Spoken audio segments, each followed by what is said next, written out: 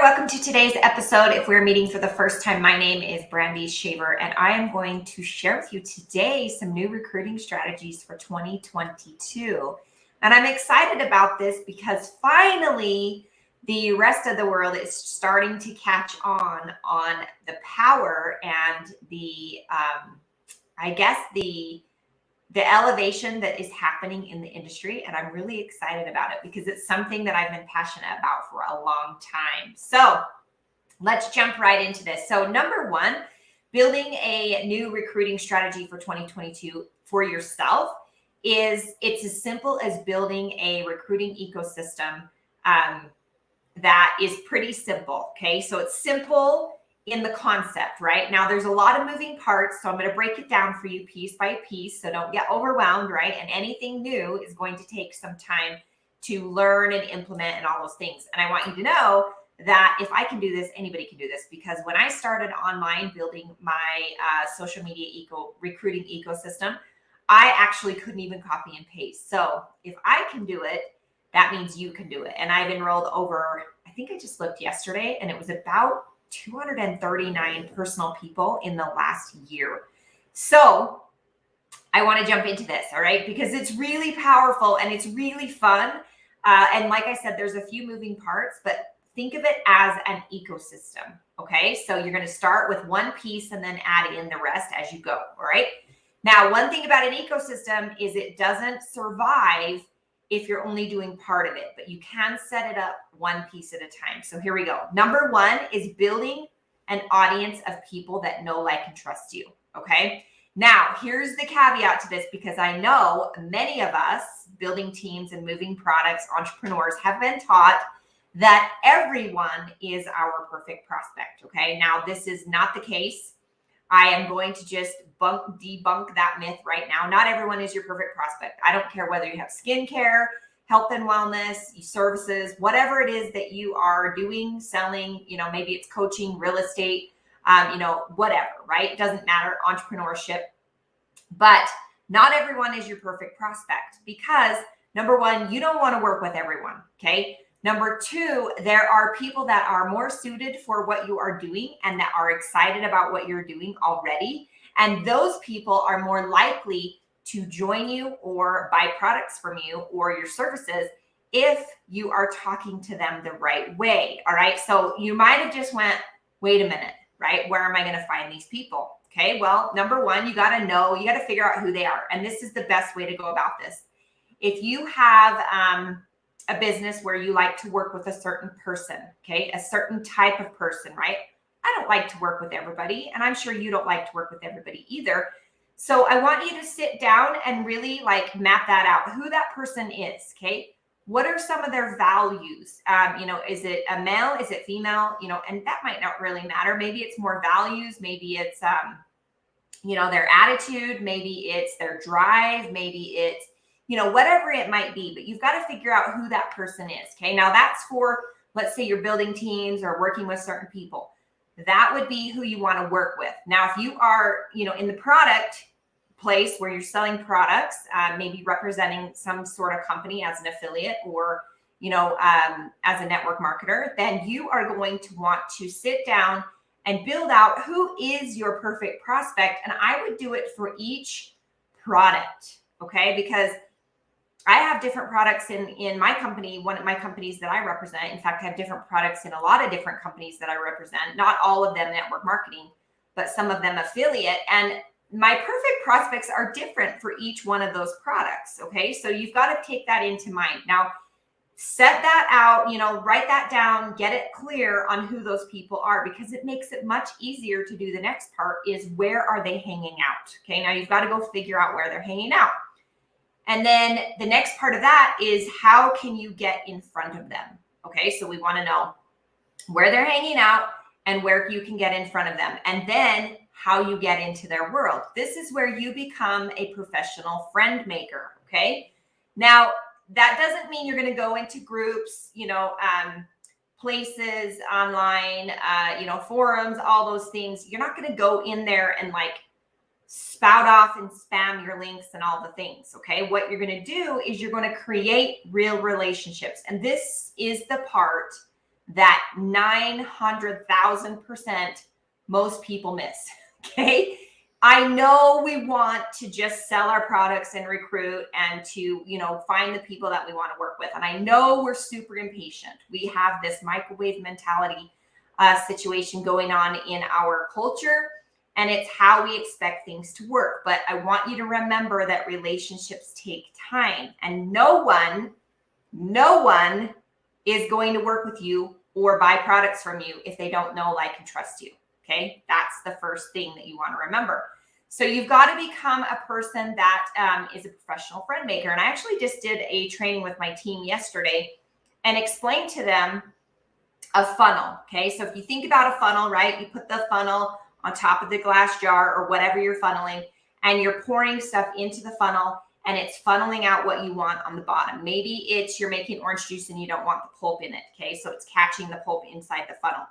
I want you to think of this funnel as a place where you start to put all the people into the funnel. Now, as they go down through the funnel, okay, you want to think about, okay, where are they at in the funnel? Do they already know, like, and trust me? Okay, those would be your hot prospects, people that really already know you, like you, and trust you. If you called them up today and said, listen, I just started this project. I'm excited about it. I would love to work with you. Let's jump on a call and see if it's a fit for you, what it might look like to work together. Okay. Those are people that you would call and, like, tell them all about what you're doing, and you would invite them to be a part of it and not get caught up in the whole, if they join or they don't join you, or they buy products or don't buy products from you. Okay. Those are hot market. Now, as we're putting people into this funnel, there's going to be other people that you just found, right? Perfect prospect. You just figured out who that is once you do the homework. Then you're going to go find where they hang out, and you're going to start building a relationship with those people. You're going to become a professional friend maker, and they might be at the top of that funnel.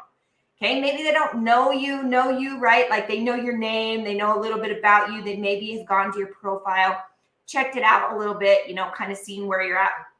They are just in the funnel. They're in the funnel. They're not coming out the bottom yet. Okay. So we want to keep putting all the people inside of the funnel so that we can, what do I want to say? Prepare the funnel to have all these people coming out the back end of it, but you got to keep putting people in the funnel. Okay. So that's the first piece. Now, how do you become a professional friend maker? Well, number one, you've got to serve them no matter what they are, where they're at in their life. Okay. Now, if they're not ready to join you in your business, you don't just give them the bird and walk off. Okay. That's not how this works, right? We stay friends with them. We serve them. We find out what's going on with them, right? Exactly how you would want somebody to treat you if you were not ready to join them in what they were doing. You stay friends, right? And an example of this is I actually met a friend of mine online. She bought a course from me years ago. I had no clue who she was. Okay. She's actually a 7-figure earner, built multiple $1 million teams all over the world. She bought my course. I had no idea who she was, right? This incredible top leader. I jumped on a call with her because she had some questions. Okay. We built a friendship. I still at this point had no idea who she was.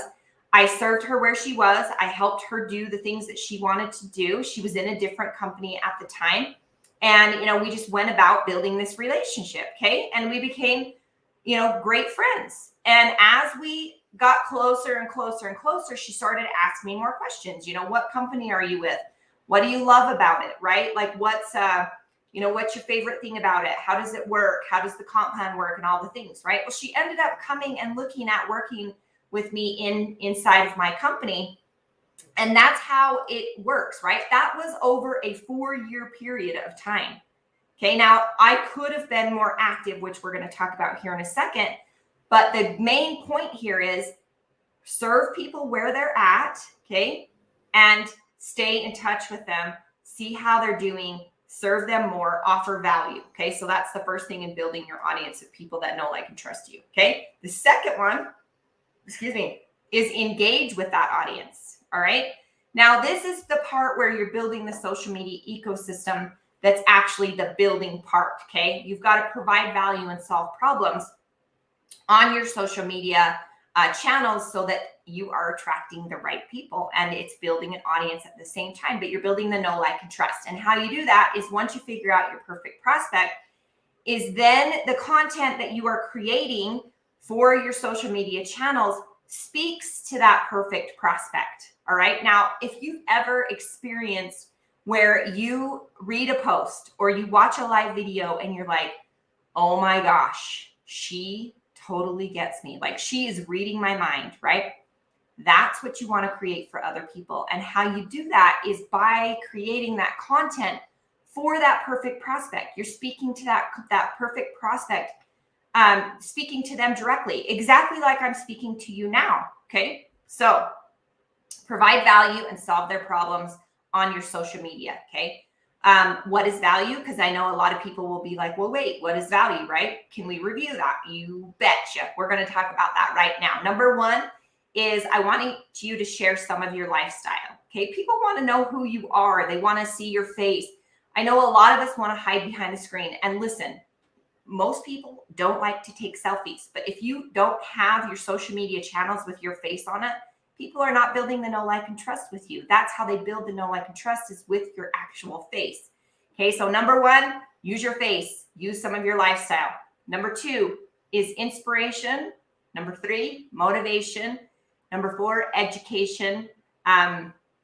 It can be as simple as, sharing some of your hobbies. They want to get to know you, who you are, but at the same time, you want to have content on there that serves them, that's valuable. So let's say I'm your perfect prospect and you have a product that maybe is going to help me tone up, right? Like maybe it's a product that's going to help me tone up.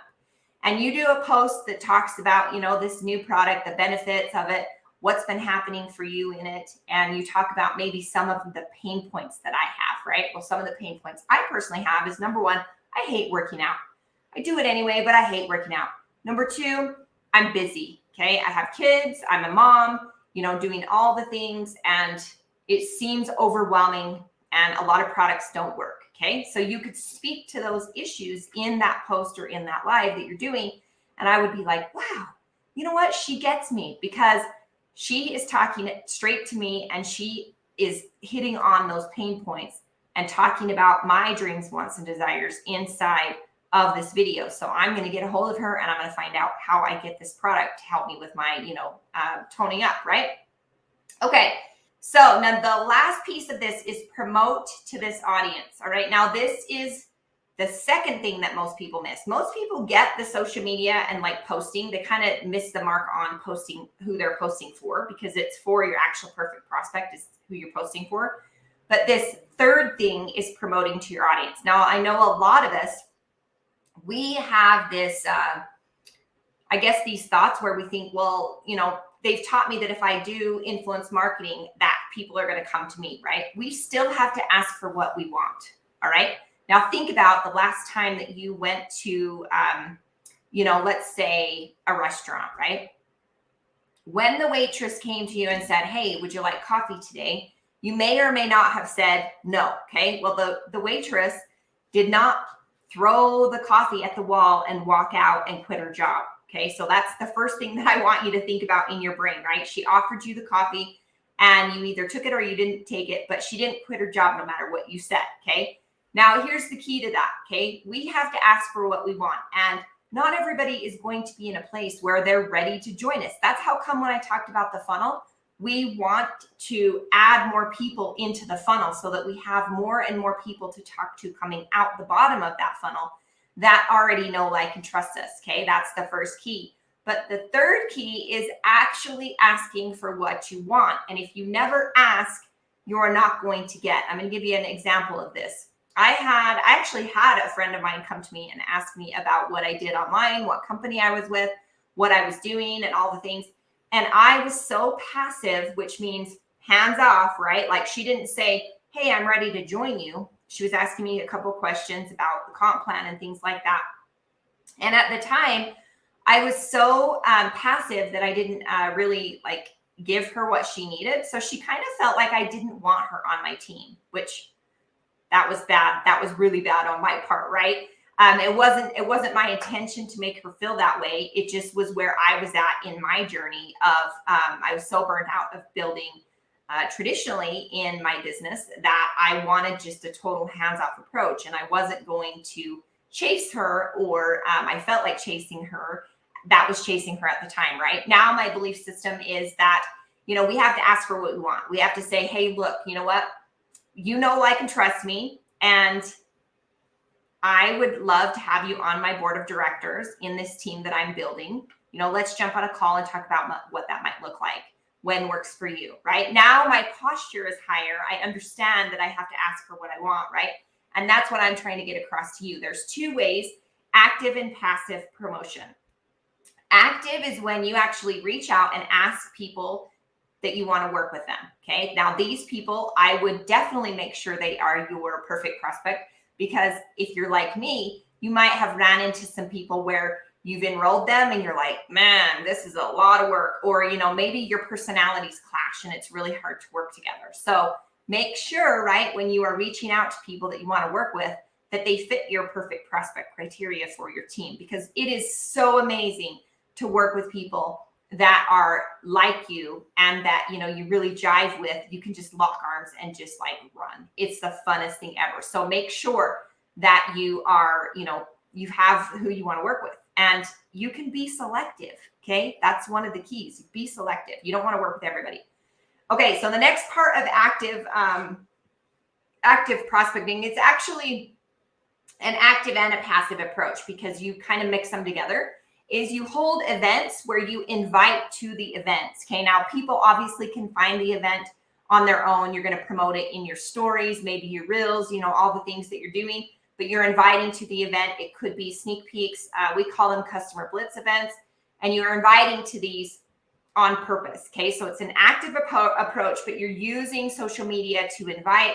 You're also going in actively and inviting certain people inside of messenger apps to get them to the event and accept the invite. Okay. So that's an active and a passive approach. A separate passive approach is like curiosity posts, where you put up a post about, maybe the benefit, like we talked about, the benefits of your product, the story that it's done for you, those kind of things. And you post about what is happening. So then people comment and they're like, you know what, I would really love that information. That's more of a passive approach. But can you see how it's sort of a mixture? You have to do something to get someone else to then comment on your stuff. Okay. So it's passive posting in your social media profiles, in your reels, and, all the things. But then it's active because you actually had to post. So I hope that makes sense. But you want to be using an active and a passive approach in your promotion, and you have to ask for what you want. So I hope you got value out of today's episode. If you did, let me know. If you have any questions, drop them down below. And if you have somebody that would benefit from this information in the same industry, go ahead and send it to them so that they can know the new recruiting strategies for 2022. And I hope this helps you build your own social media recruiting system. And I hope that you continue to do what you need to do to grow your business. I hope you have a great rest of your day. Talk to you soon. Bye-bye.